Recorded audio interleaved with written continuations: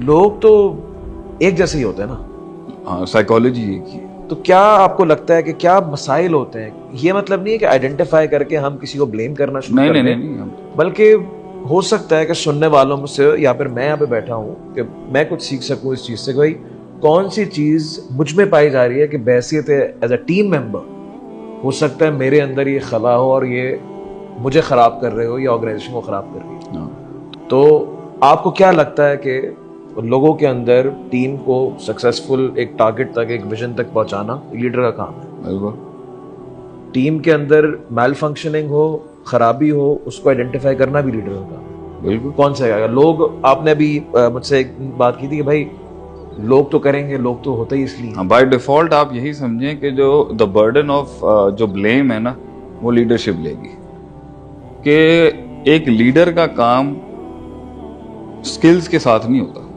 ठीक है, अगर उसने स्किल ओरिएंटेड होना है खुद ही, मजदूर हो गया फिर तो मजदूर हो गया। वो कैसे चल? लीडर का काम स्किल्स से रिलेटेड नहीं है।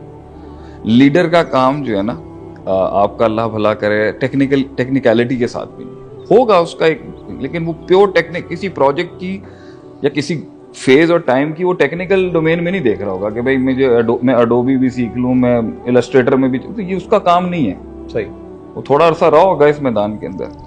लीडर का काम जो है वो निटी ग्रिटीज भी नहीं है, स्टिचिंग भी नहीं है, वो टांके लगाने का काम नहीं। लीडर का काम है एक एनवायरनमेंट प्रोवाइड करना एक वर्कफोर्स को, और उस वर्कफोर्स में उस एनवायरनमेंट की वो क्लास होगी जिसमें वो ग्रो भी करेगी, जिसमें वो compete भी करेगी, जिसमें वो इवॉल्व भी करेगी, और वो वर्कफोर्स अपने आप को क्लेंस भी करेगी, वो वर्कफोर्स वैल्यू भी करेगी, वो वर्कफोर्स एक स्टैंडर्ड के साथ भी जुड़ेगी, और वो उस एनवायरनमेंट के अंदर ही लीडर की रिक्रूटमेंट और जो HR है उसका, कि किन लोगों को क्या पोजीशन और गद्दी देनी है। असल में HR को आप सिंपल लफ्ज में बोले ना भाई, the best man for the best job. सही। अगर उस एनवायरनमेंट में इस एरिया में भी उसकी गलती होगी ना, कि उसने वो माहौल में वो बंदे नहीं दिए, सही। और एक गंदी मछली घुसा दी उसमें, द बर्डन ऑफ ब्लेम हमेशा लीडरशिप पे गिरेगा। पाकिस्तान के मुल्की हालात के अंदर भी अगर सब एक्टर्स जो हैं, एक्टर से मुराद टीवी एक्टर्स नहीं, जो एक्टर्स हैं मुल्क को चलाने वाले, अगर उसके अंदर पूरी मशीनरी के अंदर कहीं पर भी कुछ आपस, ये लीडरशिप का काम है ना मुल्क की, कि वो किसको ला। तो एक लेवल पर आपका डिप्रेशन इस वजह से भी कम हो जाएगा कि भाई ये मैंने खराब नहीं किया, मैं इसके अंदर खराबी का बाइस हूं अपनी कैपेसिटी के अंदर, और आप अपनी कैपेसिटी में खराबी का बाइस है। तो अगर हम जुड़ के बुराई के अंदर साथ हुए, अगर मैं आपके साथ बुराई के अंदर लीडरशिप के खिलाफ और मुल्क के खिलाफ हुआ, तो ये भी माहौल लीडर ने बनाया होगा, विक्टिम ऑफ एसोसिएशन जिसे हम कहते हैं। और अगर मैं आपके साथ किसी वजह से नहीं जुड़ के काम कर सका, मुल्क के अंदर, खानदान में, घर में या ऑर्गेनाइजेशन, ये भी लीडर ने हालात क्रिएट किए। और नंबर 3, यानी आप ये देखें ना, ऊपर आसमानों में एक सेटअप चल रहा था। सही। अल्लाह ने आदम अलैहिस्सलाम को का खमीर बनाया, सिस्टम में जो एक मखलूक थी वो इनसिक्योर हो गई। सही। इब्लीस। अब वो इनसिक्योर होके आइडेंटिफाई तो हो चुकी थी खालिक के कायनात के आगे, मगर उसको टेस्ट पे पुटअप करके मजीद उभार के उसका गंद लाना, उसके लिए एक टेस्ट रखा गया। वैस कुलना लिल मलाइकति इसजुदू लि आदम, कि भाई तुम इसको अब सबमिट कर दो। तो उस वक्त उसके अंदर का जो गंद था ना, जो एक प्रोसीजर से, मैंने आपको बताया ना, कुछ लोग प्रोसीजर के बाद खुल जाते हैं, तो वो आबिद था, और वो प्रोसीजर के बाद अपने अंदर का जो गंद था वो उस सजदे की टारगेट के ऊपर ना वो उभर के सामने आ गया, और उसने वो फिर आगे उसने बाप बांध दिया आगे से, जो नॉर्मली आपकी ऑर्गेनाइजेशन में भी होंगे। फिर उसको अल्लाह ने कैसे हैंडल किया और क्या हिसाब किताब था, और उसको कैसे बाहर किया, फिल्टर किया उस माहौल को उसकी गंदगी से, ये तो आपको आसमानों पे मिल जाएगी ऑर्गेनाइजेशनल सेटअप जो चल रहा था उस टाइम।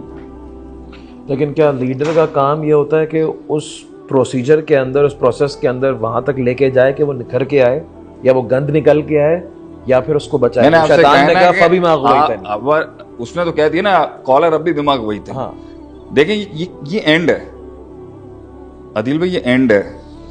कि जब जिसने पौधा नहीं लगाया, जिसने बीज नहीं लगाया, जिसने मॉलिक्यूल क्रिएट किया है, जिसने मॉलिक्यूल क्रिएट किया है, जिसके बाद सारी क्रिएशन के प्रोसेस शुरू हो रहे हैं, उसको उसकी क्रिएशन कह रही है। मैं तो बता रहा हूं अल्लाह के साथ देखें क्या किया लोगों ने, तो आपकी मेरी तो कोई औकात ही नहीं है। सही बात। उसको उसकी क्रिएशन कह रही है, कॉल रब्बी बिमा गवैतनी, कि तूने ये सारा प्लॉट किया मेरे अगेंस्ट। ये बेसिक चैलेंज हो गया कि इसका मतलब है कि घर का एक बाप, जिस आदमी ने एक विजन के तहत एक ऑर्गेनाइजेशन बनाई, एक ख्वाब देखा, ठीक है, अल्लाह ने एक प्लान के तहत इस कायनात को अपनी रहमत के थ्रू तकलीफ, किसी भी लेवल के ऊपर जब आप एक बेसिक फाउंडेशन रखने वाले को कहते हैं ना कि तूने गलत किया, यू प्लॉटेड अगेंस्ट, मतलब this is the peak of negativity.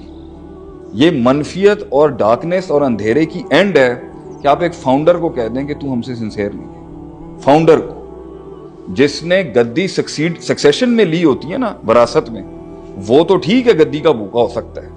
Founder कैसे गद्दी का भूखा हो सकता है जो लाया ही लोगों को पावर डेलीगेट करने के लिए? सही। उसको आप ये कहते हैं कि तूने प्लान किया मुझे, मतलब अल्लाह थोड़ी कभी इनसिक्योर हो सकता है नाउजुबिल्लाह किसी मखलूक। कोई मखलूक नहीं है, कोई नबी नहीं है।